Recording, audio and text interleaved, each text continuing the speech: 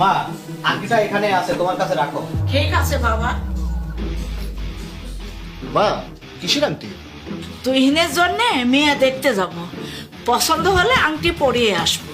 দেখ তো আংটিটা কেমন হয়েছে। খুব সুন্দর হয়েছে মা।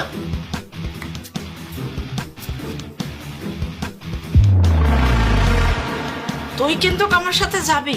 ঠিক আছে মা, আমার একটু বাইরে কাজ আছে, শেষ করে আসি।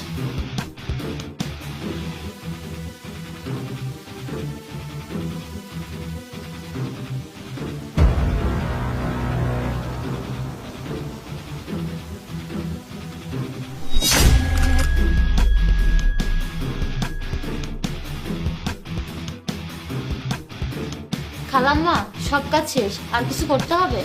আর কিছু করতে হবে না। এই নে তোর গত মাসের টাকা, রান্নাঘরটা গুছিয়ে থুয়ে যাইস। আচ্ছা খালাম্মা, আর এই যে টাকা আর আংটি। আপনি এত বেখেয়ালি, যেখানে সেখানে জিনিসপত্র ছড়িয়ে রাখেন, আর এভাবে রাখলে তো হারিয়ে যাবে, তখন তো আপনারা আমাকে দোষ দিবেন।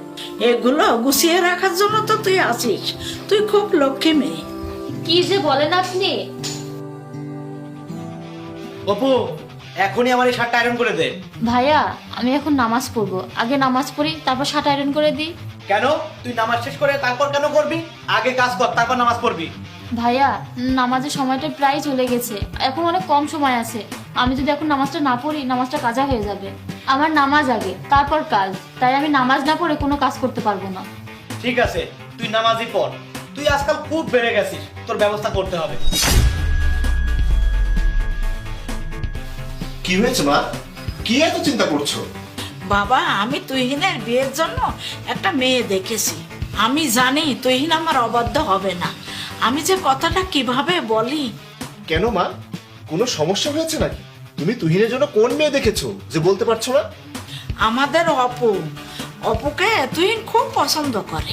মা, তুমি এসব কি বলছো মা? তুহিনের সাথে তুমি একটা কাজের মেয়ের বিয়ে দেবে?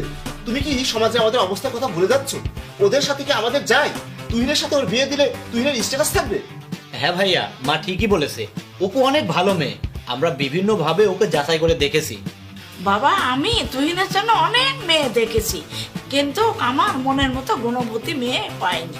অপু তো পর্দা করে চলে। হঠাৎ একদিন আমি ওকে দেখলাম, ও খুব সুন্দর।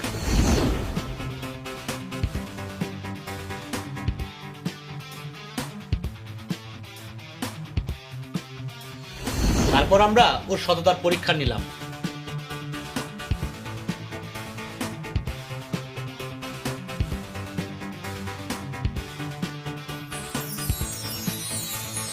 আর আজ আমরা ওর ইমানের পরীক্ষা নিয়েছি, ও পাশ করেছে ভাইয়া। ওর সাথে বিয়ে হলে আমাদের সংসারটা অনেক ভালো থাকবে।